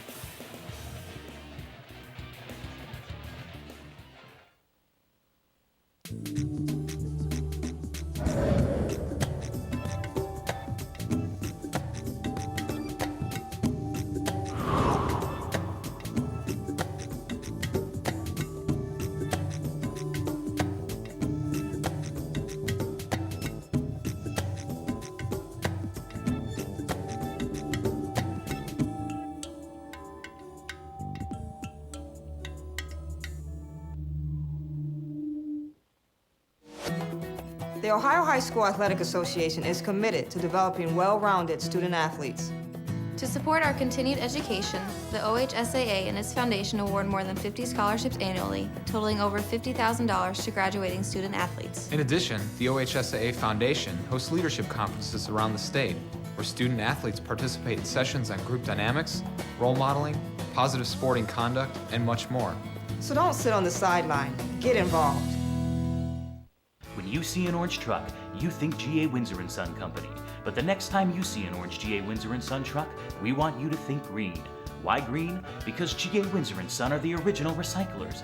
Using a modern fleet of trucks, G.A. Windsor & Son Company collects food co-products from restaurants, food retailers, and food manufacturers in Ohio, Indiana, Michigan, and Kentucky. These food co-products are used to manufacture quality livestock and pet care feed ingredients. So the next time you see an orange G.A. Windsor & Son truck, think green.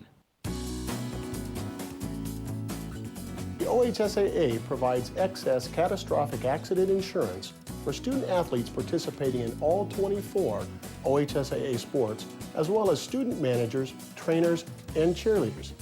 Unlike most other states, this coverage is provided at no cost to OHSAA member schools. And while we wish there was no need for such coverage, it provides peace of mind for students, school officials, and parents.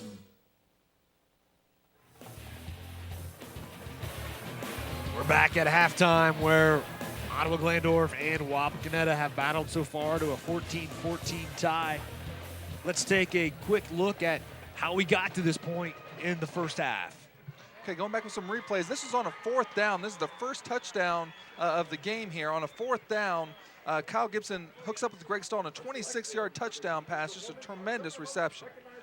Our second replay is the second touchdown and the second connection of Kyle Gibson and Greg Stahl. This one a 10-yarder and a diving tremendous catch into the student section.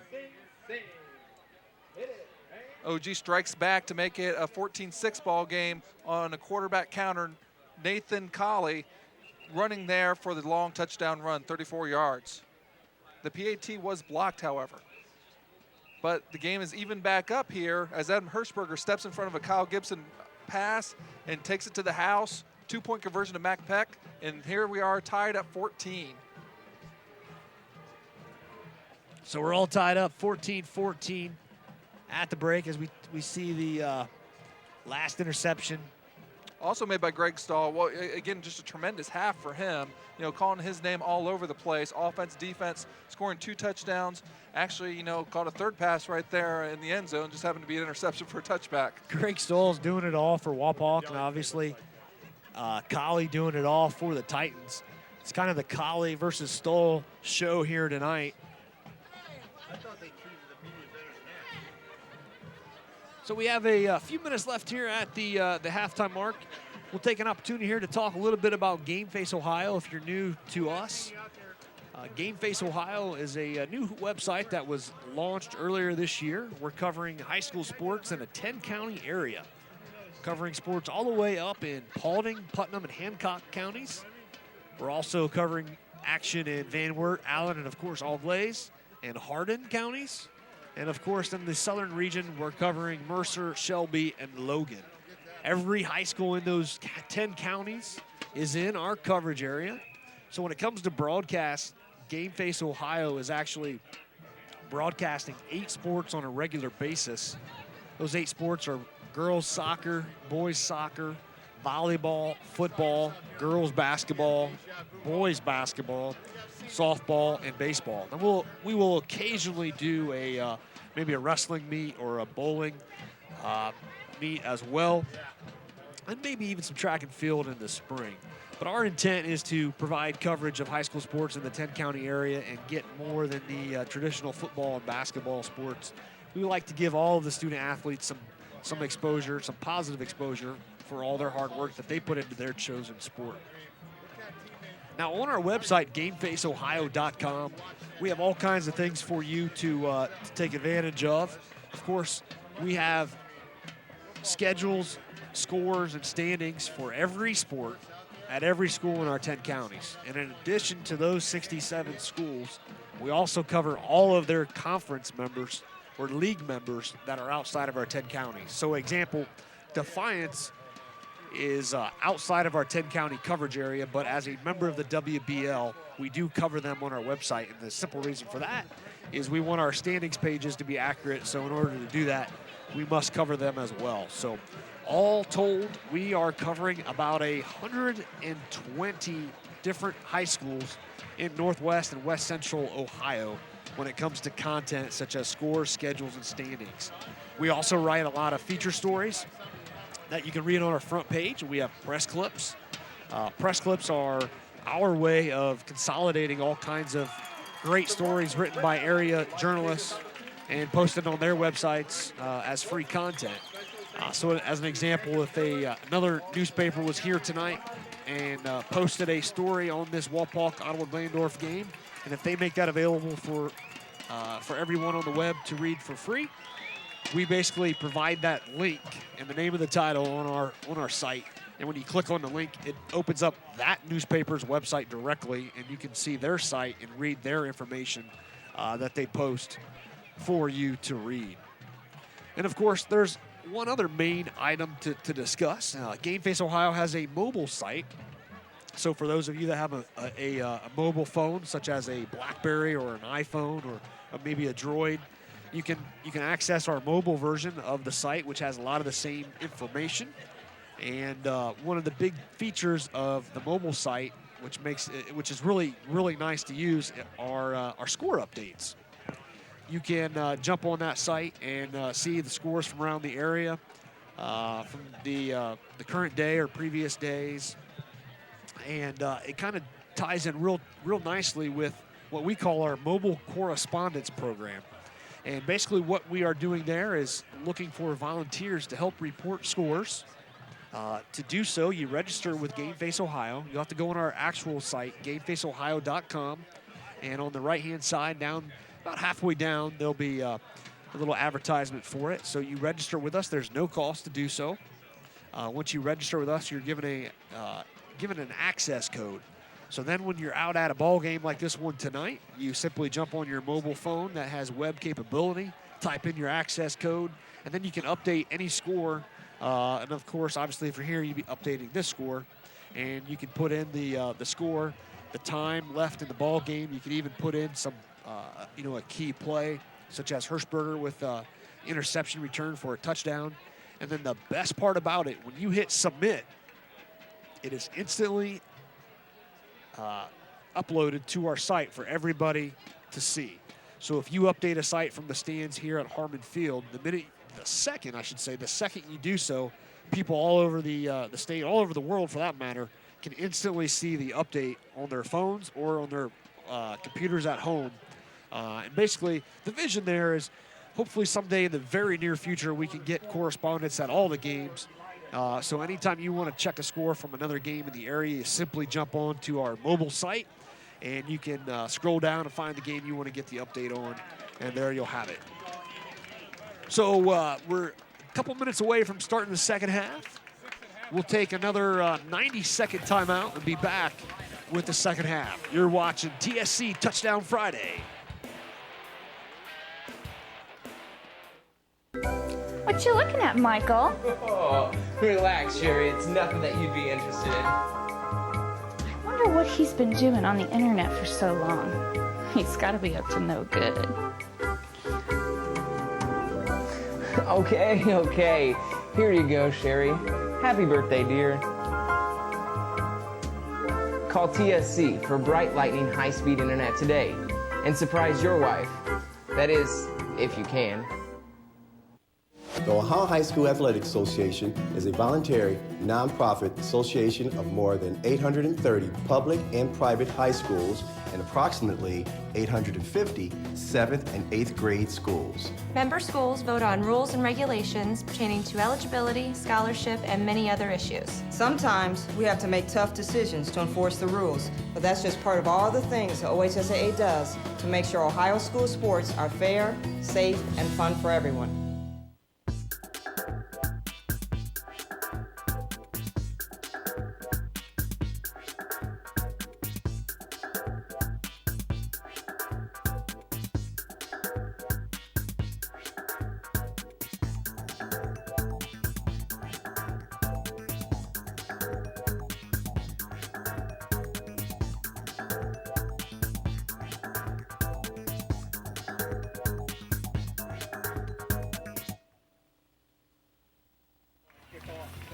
We are just about ready to get underway here in the third quarter. Mickey Grotehouse will be kicking off for the Redskins. As we're getting ready, Paul, if you're Coach Schreiner here for the visiting Titans, any adjustments that you make? Well, you kind of have to feel fairly good even though it's a tie ball game. You were down 2 touchdowns on the road, coming off an emotional win last week. And, you kind of got it back to even. You get the balls to start here the second half. You don't feel like you're in too bad a shape. And on the flip side, if you're Coach Fry, you've got the home crowd. It's homecoming. A lot of stuff going on tonight running through your head. Tie ball game, 14-14. Any adjustments? Oh, well, take care of the football. That one big pick six, is kind of the difference between having the lead and, having a tie ball game. He probably still is more looking at the missed opportunities of still having the lead. However, it's an even ball game here to start off. And, it comes out with an onside kick. And it's going to be short of the 50, so I believe the ball will stay with Ottawa Glandorf. We're going to wait and see what the call will be. Yeah, it should be an illegal touching call. I'm not sure the ball ever crossed the 50, regardless who recovered the ball.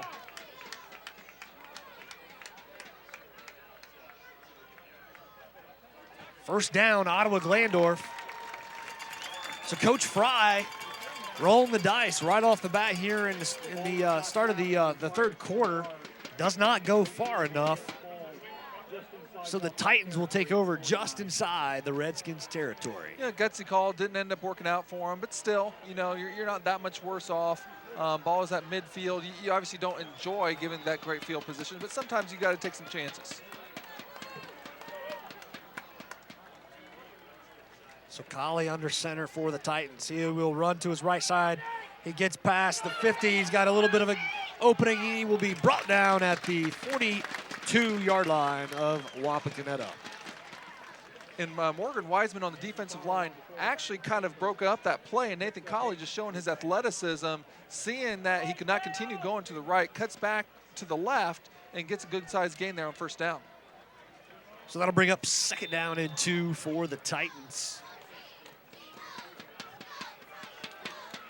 Kuhlman in the backfield, standing at about midfield. He's got his fullback, Riemann, standing at the 46. It's going to be handoff to Kuhlman. He gets to the 40, and he's met and dropped at the 37. He's dropped. He's dropped by Alex Parker, I believe. We'll give credit to Alex Parker on the tackle. Make it check that at the 38. So it'll be 1st down and 10 nonetheless for the Titans.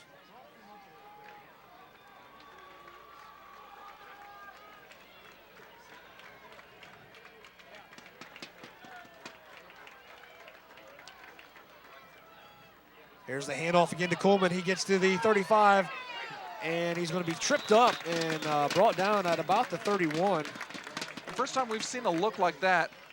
Greg Riemann, number 45, the fullback, in an offset position, then run a little short motion to kind of run as a lead blocker. So 2nd down and 2 for the Titans. Ball spotted at the 30-yard line of the Redskins. Adam Hirschberger out wide to the near side. He's joined by, I believe, Grant Recker. And it's going to be a keeper and brought down in the backfield by Trevor Raines. Yeah, they faked the trap there to the big fullback Riemann, but Colley kept it, and Raines was not fooled on that play. It goes from being, 2nd and short to, 3rd and 5. Big play that time by Raines. 3rd and a long 5, we'll call it. Hirschberger and Matt Peck, who is the leading receiver. Colley looking to throw, and he has a man set up wide open. Is number 24, Tristan Parker. He's got a convoy out in front of him, and he makes it to the end zone. Touchdown, Titans. Yeah, and a great call there by Ken Schreiner, running the screen pass back to the sophomore Tristan Parker, perfectly set up. There's actually not a whole lot of guys out there to block, but number 55, Derek Riemann, had a crushing block to lead him into the end zone. So Josh Buckland out for the extra point attempt.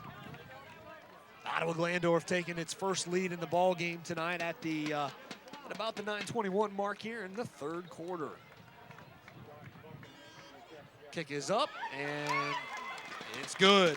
21-14. Ottawa Glandorf takes the lead. We will also take a short 30-second break and be back with some more exciting action here on Game Face Ohio.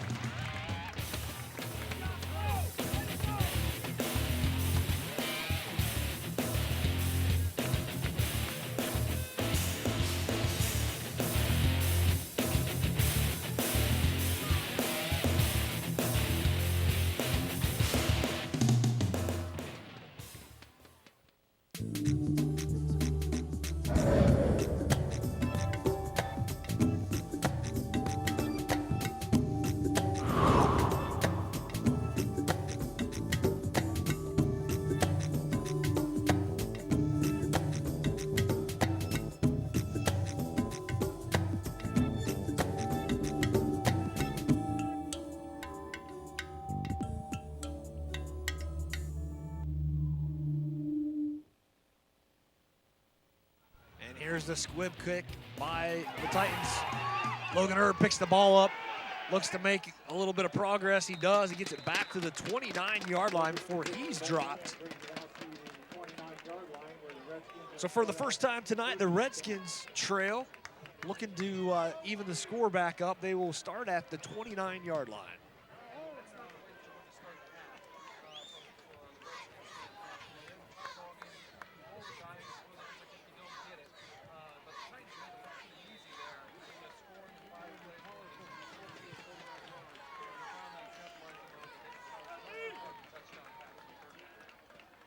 Herb and Pickens are in the backfield for the Redskins. It's Herb to the right side. He's going to be pushed up to about the 33. Logan Herb, the carrier for the Redskins.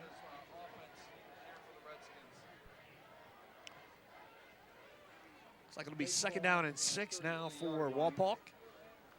Gain of 4 or 2nd, 6.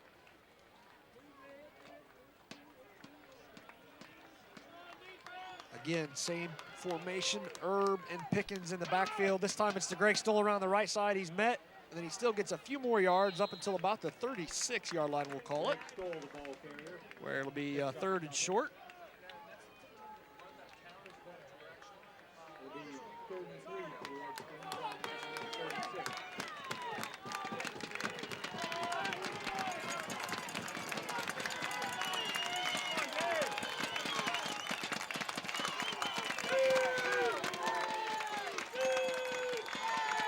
Gibson under center. Herb directly behind him. Pickens off to the right. It's going to be Herb up to the left side. He's going to push up to the 40. That should be good enough for the 1st down. Wait on the official signal. And it is 1st down, Wapakoneta.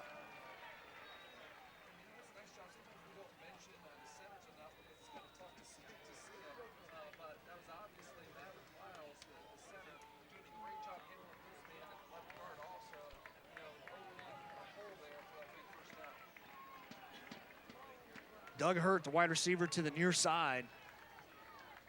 Gibson under center, and he's going to fake the handoff. He's going to look for a screen pass of his own to Herb. They have him. They got some blockers. See what Herb can do with it. He's in the 45-50. Hurdles a man, tackled, or pushed out of bounds, I'll say, at the 47 of Ottawa Glandorf.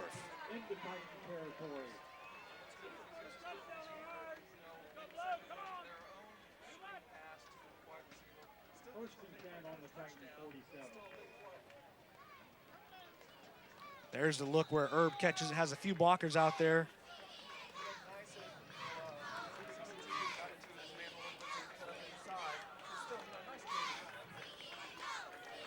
Greg Stoll and Connor Pickens in the backfield now. There's the handoff to Pickens around the right side. He's got some opening. He's going to be brought down at the 32.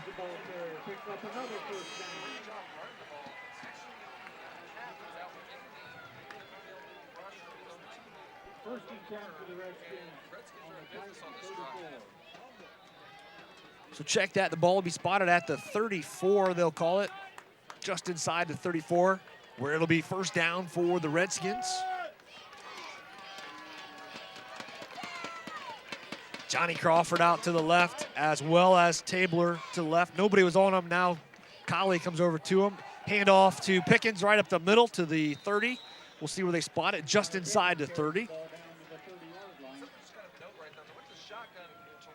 Gain of 4 on the play, bring up a 2nd and 6. Spread out their defense. In fact, at one time, the slot receiver on the near side Tabler was wide open. In the free safety, Colley had to move over to cover him, and that's where they just kind of run into the ball. Sometimes,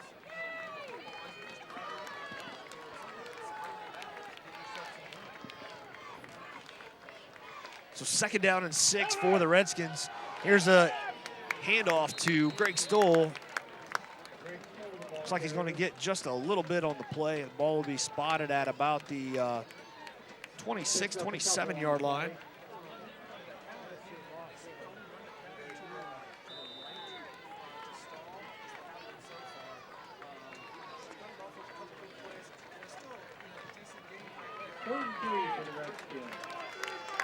So Doug Hurt to the left. Stoll and Pickens in the backfield for the Redskins. Here's the handoff to Pickens around the right side. He's got a little bit of room. He gets down to the 18-yard line. That'll be a 1st down for the Redskins.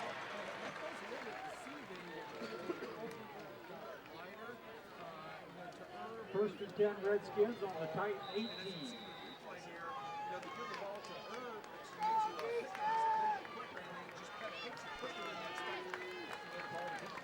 So 1st down and 10. This will be the 9th play of the drive. 53 yards so far for the Redskins.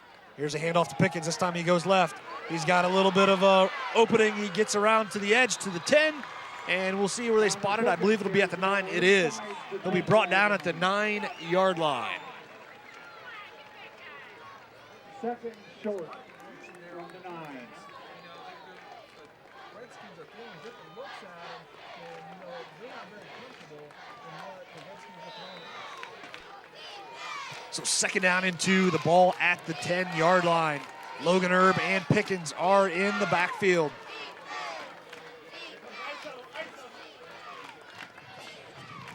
Here's the play to Erb around the right side. He's going to get a couple.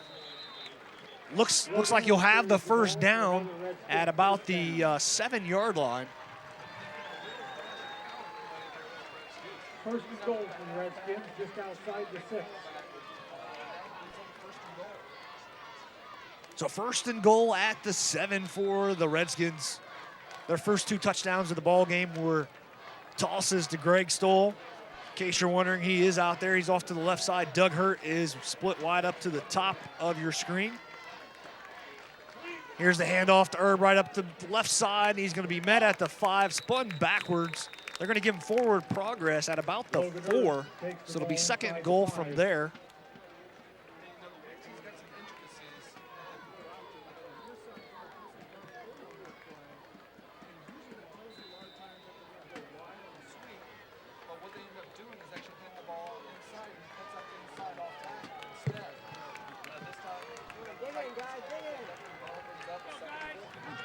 So second down and goal from the 4. Johnny Crawford goes out to the left. Looks like Greg Stoll in the backfield along with Connor Pickens. Here's a snap. Here's the handoff to Pickens. He's tripped up at the line of scrimmage, and he's going to get back to, well, they're going to give him a yard on the play, so he'll get to the 3. So it'll be third and goal from the 3-yard line.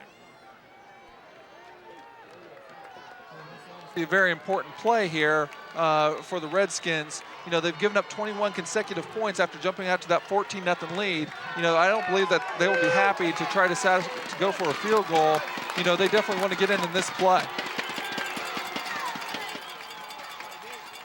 Stoll and Pickens are in the backfield. This time it's going to be Pickens to the right side. He's going to get a couple, but he's not going to get in. It's going to be at about the 1-foot line, I guess we'll call it. Well, it's going to be really short, and there's no doubt right here. Coach Fry is going to, show confidence in the offensive line here for the Redskins, and they're going to try to see if they can tie this ball game up. Do you see any kind of play action on this play? No, absolutely not. Right up the gut, giving it to your big guy, actually any running back, and it might be close enough for a quarterback sneak. Gibson under center. Going to be to Erb on the right side. He's in. Touchdown, Wapakoneta. Wow, and that was close. There was a lot of penetration. Gibson was actually being tackled as he was handing the ball off, but they were able to get the ball in for the touchdown, and now we're an extra point away from having another tie ball game. What a great game. Mickey Grotehouse out for the extra point. Here we can see the replay. 51 for OG. Wyatt Karoff was tackling Gibson as he was handing the ball off. There's the extra point. The kick is up. It's good. We're all tied up, 21-21. 2:43 left here in the third quarter. 14-play drive, 71 yards, 6.5 minutes used by the Redskins. We'll take a short 30-second break. Be back with some more action here on TSC Touchdown Friday.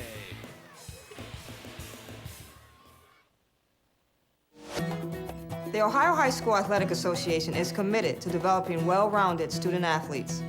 To support our continued education, the OHSAA and its foundation award more than 50 scholarships annually, totaling over $50,000 to graduating student athletes. In addition, the OHSAA Foundation hosts leadership conferences around the state, where student athletes participate in sessions on group dynamics, role modeling, positive sporting conduct, and much more. So don't sit on the sideline. Get involved.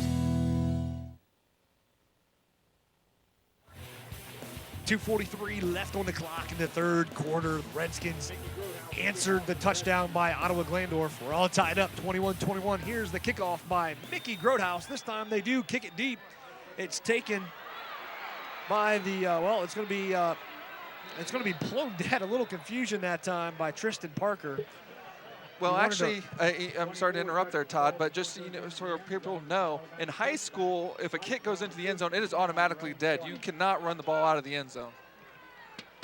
So that is what happened on that play. It'll be 1st and 10 at the 20. Ottawa Glandorf now with an opportunity to answer the latest Redskins touchdown.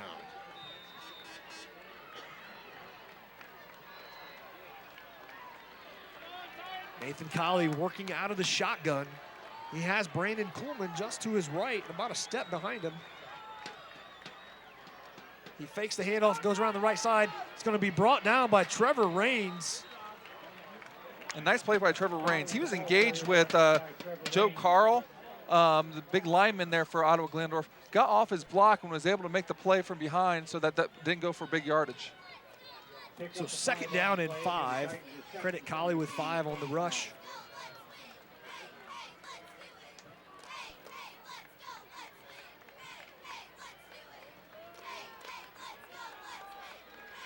Colley working out of the shotgun once again. This time Kuhlman is to his left. And he hands it off to Coleman. Coleman goes to the left. He has a couple blockers. He gets around to the 25, 30, 35, 40. Brought down at the 42-yard line. Looks like by Cale Tabler. And he had a little help that time from Morgan Wiseman. Well, one of the things that Ottawa Glandorf's had some success with is running the counter tray with the quarterback, Nathan Colley, where they pull both guards and tackles opposite. Well, this time they actually handed the ball off in a more traditional type of counter tray to the tailback, Brandon Coleman. So 1st down at the Ottawa Glandorf 41.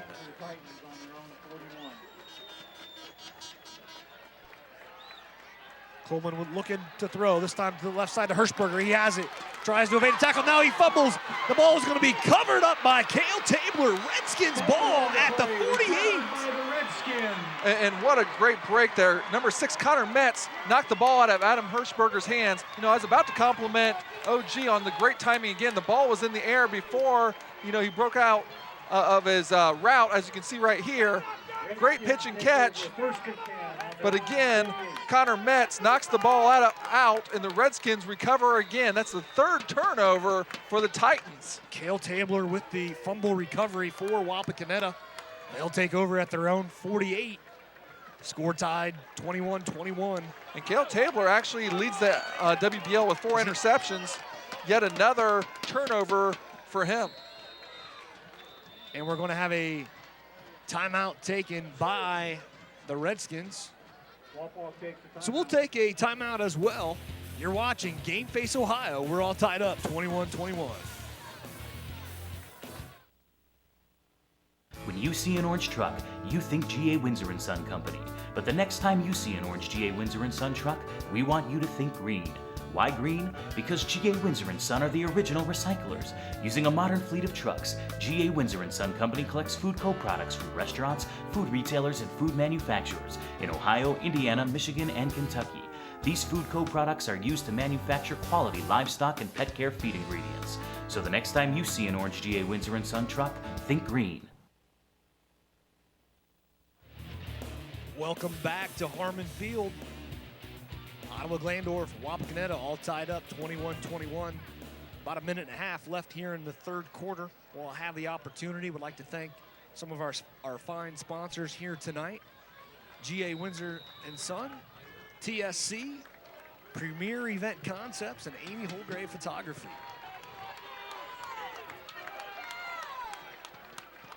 So Kyle Gibson working out of the shotgun. He's got Pickens right there. It's a handoff to Tabler, and he's going to get it up to the 43-yard line. It's going to be just short, I believe, of the 1st down. We'll see where they spot it. Coach Fry's kind of shown to reward the defender who made a play on defense, getting the ball right back on offense, see if he gets a chance to make a play. A nice gain there on 1st down. 2nd one on the Titans, 43. And you notice when they go to that shotgun set, Herb is not in the ball game when they go to that look. He is in the ball game now. He's in the backfield, flanked by Greg Stoll. And it's a handoff to Herb. He's going to rumble through for the 1st down. He's going to be brought down at about the 36. and we're kind of talking about this in the break. You know, that handoff is another example of this, where it's hard to tell, you know, how he actually gets that handoff, how he gets that ball to him. Kyle Gibson does a great job delivering the ball to, you know, his big running backs right there when he doesn't have a big window to deliver the ball. Again, Herb going down the ball game, so look for shotgun. Gibson back in the shotgun. Stoll and Crawford to the left. Hurt up to the right. It's a handoff to Pickens. He rumbles up through the 30 to the 25, brought down at the 24-yard line. You know, as I kind of mentioned before, you know, when you spread teams out with receivers, they have to honor those receivers, so they take guys that were in between the hashes now outside the hashes. Sometimes that leads for bigger plays to run between the tackles. 15 first downs there for Wapak. And the actual game clock, the official clock, is ticking down. Looks like Wapak is going to let it go. Our clock on the scoreboard there is incorrect. Apologize about that. It will tick down now to 0. There it is. That is the end of the third quarter. We're still tied up 21-21, but Wapak is threatening inside Ottawa-Glandorf territory. We'll be right back with the fourth quarter here on TSC Touchdown Friday.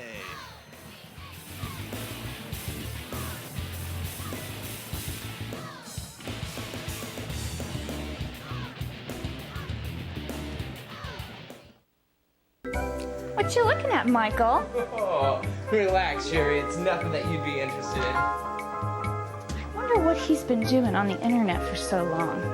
He's got to be up to no good. Okay.